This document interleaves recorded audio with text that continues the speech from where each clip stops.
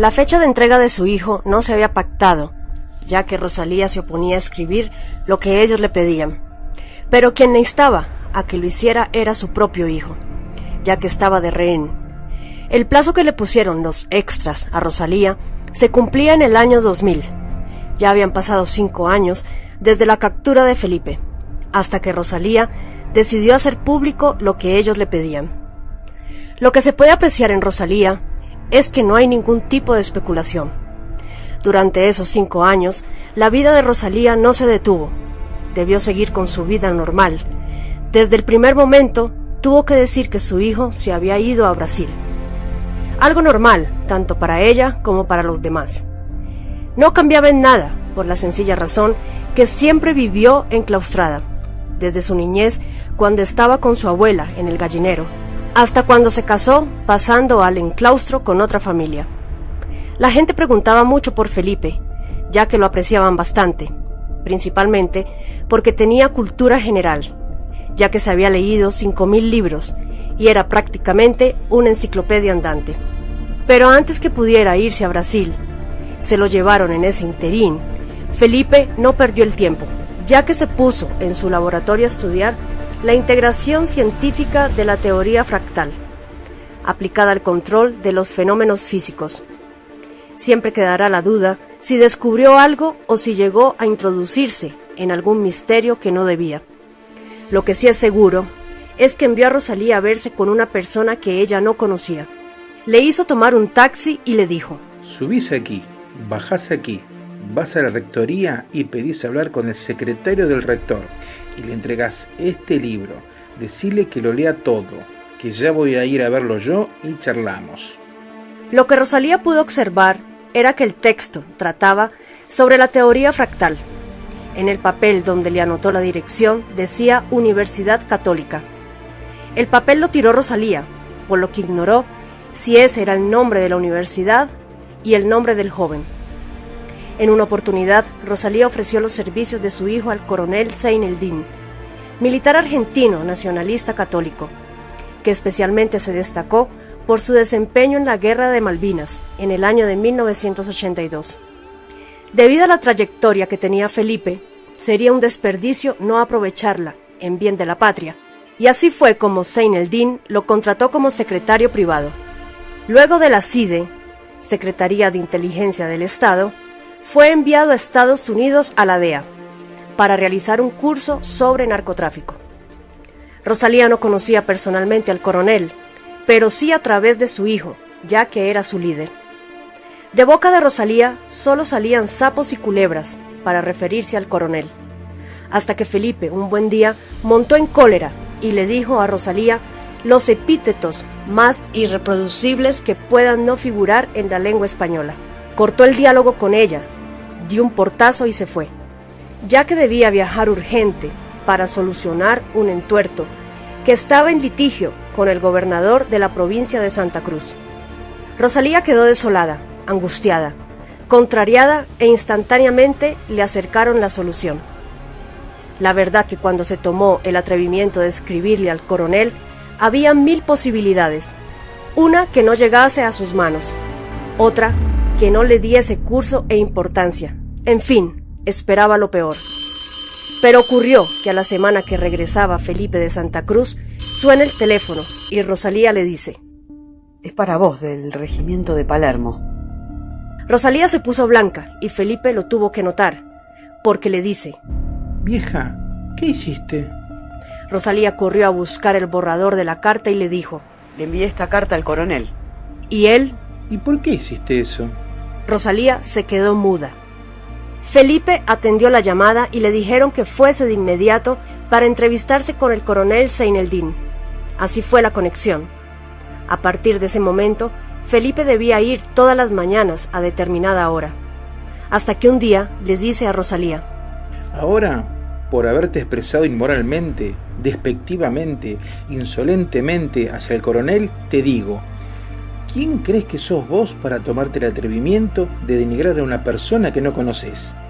Ni tenés la más leve idea de lo que es contar con una persona del nivel moral espiritual, de honor cívico-patriótico, que enaltece el ejército argentino, que cuenta en sus filas con un ser humano del calibre del coronel Zeneldín. ¿Me lo podés explicar? A esa altura, Rosalía ya estaba más achicharrada que un chicharrón. No sabía ni tenía idea que su hijo fuese a efectuar tal estoica defensa por el coronel. La dejó apabullada con tal heroísmo. Es así que volaron las chispas de la fervorosa parada de carro. A pesar de poseer faroles, no la protegió la luz divina y le dijo: de ahora en adelante vas a tener que venir todos los días conmigo y vas a trabajar para el coronel. Rosalía no pudo más que reconocer su apresurado juicio de evaluación. Debía reconocer lo equivocada que estaba hacia esa persona. De esa forma fue que ella llegó a tomar contacto con el coronel, debiendo colaborar con su agenda privada, acercándole gente que llegaba de todas partes de la República Argentina para entrevistarse con él, previa audiencia solicitada. Muchas veces las citas se agendaban con un mes de anticipación. A partir de ese encontronazo con Felipe, se fueron limando las asperezas que se produjeron debido a su desconocimiento. Rosalía lamentaba profundamente la ligereza de apreciación. La particularidad del coronel es que tenía la virtud, el don, de predecir los hechos anticipadamente, o sea, a largo plazo. Y ese solo hecho era lo que lo destacaba, porque no solo hablaba, entre comillas, cosa muy común entre la gente que se postula para algún cargo gubernamental, sino que partía de la premisa que no bastaba con hablar sin conocimiento de causa. El discurso banal, hueco, sin consistencia, ya no cuaja. Debe ser una exposición de peso que tenga cuerpo y alma. De allí que el coronel se valiera de los gráficos. Eso era vox populi. Todo el que lo visitaba, sea periodista, empresario o estadista, salía con una amplitud de conocimientos, de cómo debía encararse tal o cual problema o situación. ¿Qué tiempo tomaría llevarlo a cabo? ¿Qué resultados favorables obtendría si encaraba tal o cual operación? ¿Cuáles serían los beneficios tangibles o a qué costo sería factible? ¿Qué resultados positivos se obtendrían? Siempre hablando en aras de los beneficios que obtendría para el país, de cómo erradicar la pobreza, con qué y cuáles elementos se contaría. Todo lo tenía previsto gráficamente. Era muy aguda su visión de los hechos. Estuvo entrenando y dando clases en diferentes países e instituciones. Por nombrar alguna, Panamá. Dio charlas a coroneles en el Pentágono, etc. Esa trayectoria llena de honor y halagos motivó el reacio preceder. El triunfo de unos es la derrota manifiesta para los siniestros, que acusan recibo, complicándole la vida, ya sea con el copamiento del cuartel de La Tablada en el año 1989, o la sublevación de los militares en contra del gobierno de Carlos Menem, el 3 de diciembre de 1990. Hechos ligados entre sí para desprestigiarlo y quitarlo del medio, destruirlo, cortar su carrera, destituirlo, ya que hacía sombra sus nefastos planes de llevar a cabo el gobierno mundial. La crisis militar argentina tiene su origen en 1930, oportunidad en que las Fuerzas Armadas intervienen para interrumpir la continuidad institucional del país. Desde el momento del golpe de Estado, algunos jefes superiores con responsabilidad para conducir se politizaron y en consecuencia produjeron la desprofesionalización de las Fuerzas Armadas. El alejamiento voluntario de sus funciones específicas condicionó las capacidades de la conducción militar para encontrar soluciones, cuando debió afrontar las consecuencias derivadas de los hechos traumáticos recientes, tales como la lucha contra la subversión y la guerra de las Malvinas. Con el restablecimiento de la democracia y ante la incapacidad de esta conducción demostrada en el campo político y en el específico, el gobierno desarrolló un plan que afectó aún más la crisis en las Fuerzas Armadas. El deterioro moral y material de las instituciones armadas alcanzó un nivel sin precedentes en la historia militar de Argentina, limitándola gravemente para el cumplimiento de su misión. Se perdió el sentido de autoridad militar, a veces por los excesos y otras por la carencia de autoridad. Esta cefalía impulsó a los subordinados a tomar iniciativa en los reclamos justos ante el poder civil, situación que afectó la disciplina, el espíritu y la vocación militar. Las propuestas para la reestructuración de las Fuerzas Armadas presentadas ante la institución democrática próxima a asumir la conducción de la nación fueron aprobadas y firmadas por el firme candidato a la presidencia, el doctor Carlos Saúl Menem. Luego, y en función de gobierno, el mismo Carlos Saúl Menem ignoró el proyecto aprobado por él. Quienes habían participado en la elaboración de la propuesta intentaron exigir el cumplimiento del compromiso asumido. Como consecuencia, fueron violentamente reprimidos, recluidos en cárceles con delincuentes comunes, arbitraria y arteramente condenados a la pena de reclusión. A partir de esa posición de debilidad, debieron sufrir injustas acusaciones, derivadas de operaciones de inteligencia, entre comillas, elaboradas desde el mismo seno de algunas dependencias del gobierno, atentado a la Embajada de Israel, AMIA, superbandas, etc. El rechazo de la propuesta para reestructurar las Fuerzas Armadas y sostenerlas dentro del marco de su misión específica, con la consiguiente represión y encarcelamiento de sus defensores, corresponde al Plan Internacional para disolver las Fuerzas Armadas en Latinoamérica, plan concebido desde los centros del poder financiero, que conduce a reducirlas a una mera función de gendarmería para controlar las posibles manifestaciones sociales contra los planes de ajuste y hambre, planes que solo benefician a los propios proyectos neoliberales. La verdad quedó manifiesta después de 7 años, a favor de las intenciones de quienes perdieron su libertad por defender las razones de ese pronunciamiento, cuando tomó estado público una declaración del denominado Foro de Generales Retirados de Argentina, en la que denunciaban la crisis en las Fuerzas Armadas y la evidente indefección de la nación. Palabras de los jefes condenados. En una época en que parece que la principal motivación para la acción está en el dinero, o en la ventaja, o en la prebenda personal, donde el afán desmedido de lucro hace dejar de lado los principios éticos y morales, la solidaridad y la caridad, donde la corrupción se enseñorea en los más encumbrados puestos de gobierno, y quienes deberían ser arquetípicos ejemplos se escandalizan cada día con sus actos. Puede ser opinable la consideración de los hechos y sus consecuencias, pero más allá de ello, creemos que es un honor sufrir prisión por haber obrado guiados únicamente por sentimientos de elevado valor social y moral, sacrificando fojas de servicio destacadas, familia y libertad y hasta la vida, preocupados por el bien común antes que el particular. Felipe recibió de la DEA un trato excepcional. Le habían aconsejado, para complementar el curso, hacer otro curso sobre el Mercosur, proceso de integración regional instituido principalmente por Argentina, Brasil, Paraguay y Uruguay. Estaba por comenzar un máster sobre el Mercosur en el Instituto Privado de Comercio, e inmediatamente Felipe se inscribió. Tenía la opción de hacer la teoría en el instituto y la práctica en Brasil. La parte teórica se cumplió, pero la parte práctica no se llevó a cabo, ya que ocurrió el rapto por parte de los extras. La orden de los extras era decir que Felipe estaba en Brasil, pero mantener una mentira como esa no era nada fácil. Peor para Rosalía, que era enemiga de la mentira y de la traición.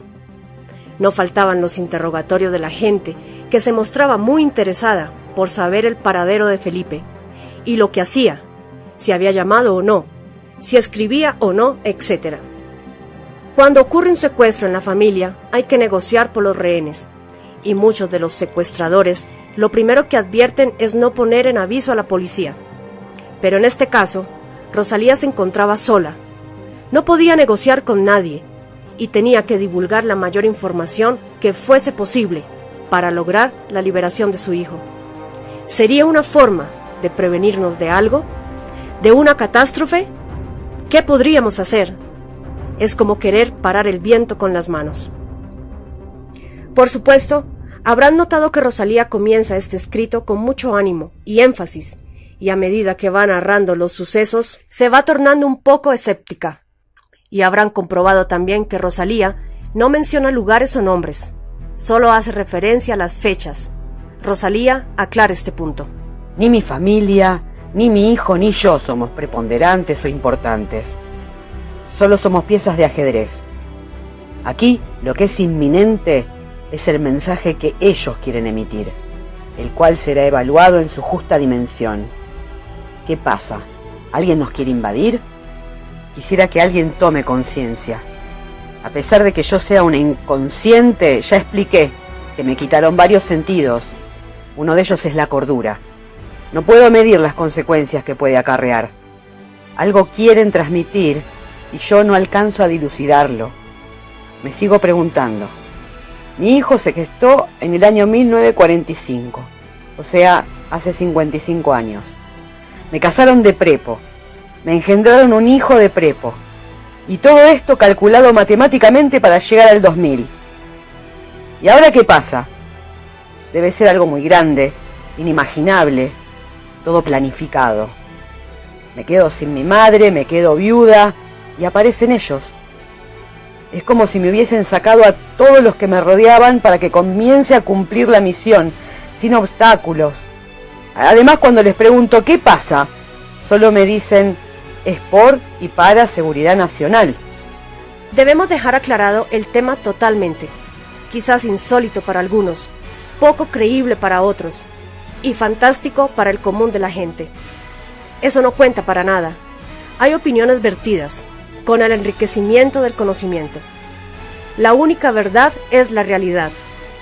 Después de mucho conversarlo con su hijo, donde pasaron noches sin dormir, sacando conclusiones, evaluando los pro y los contra, para decidir al fin y de común acuerdo colaborar con los extraterrestres, y que no actuarían ni decidirían nada por voluntad propia. Al ver que no solo las intenciones, sino la capacidad cultural y el poder de convicción para llevar a cabo la carrera más corta al conocimiento, los convenció. De ahí fue que estuvieron prestos para recibir las sugerencias de los extras sobre el estudio de Felipe, en qué colegios debía ingresar, qué empresa o institución era la conveniente, todo en torno al material que se debía investigar para realizar el libro de su hijo. O sea, todo lo que fue desenvolviéndose desde ese momento fue chequeado por ellos. Esto sí, esto no. Hasta en lo que Rosalía debía trabajar para solventar sus estudios. Aclaramos algo que es sumamente importante y se podría decir que es de seguridad nacional. Argentina fue elegida, privilegiada con el don de poseer, por primera vez en el mundo, la visita, el contacto personal de seres de otras galaxias. Por lo tanto, le cabe solamente a Argentina evaluar e investigar el hecho. Rosalía como argentina se debía a su país y a sus fuerzas armadas. Solo le restaba por decir. No quiero nada, no pretendo nada. Todo lo que tenía que decir ya lo dije. Solo me resta esperar como me lo indicaron, y solo de mi proceder será el buen resultado, por lo cual no quiero ni debo defraudarlos, ya que los primeros perjudicados seríamos mi hijo y yo. De ahora en más, nada será como era entonces. No puedo borrar con el codo lo que escribí con la mano. No puedo borrar lo que está escrito en el universo. No tengo el poder de paralizar el mundo para que no gire. No puedo parar o interrumpir la misión específica de la humanidad hacia el cosmos. No creé este mundo, solo soy creación de él. Soy parte de la humanidad y por lo tanto, un engranaje de esta maquinaria. Que nos guste o no, sigue su proceso evolutivo, que nada ni nadie puede evitar, interrumpir, detener o obstaculizar. Creo que estamos en el final de los tiempos. Y el planeta debe rendir examen por la superación de los siglos, mostrar su poderío atmosférico en todas sus formas, diluvios, huracanes, terremotos, maremotos, sequías, nevadas, volcanes, etc. A lo cual deberíamos estar preparados para la batalla final. Respetuosamente, con fe y humildad, María.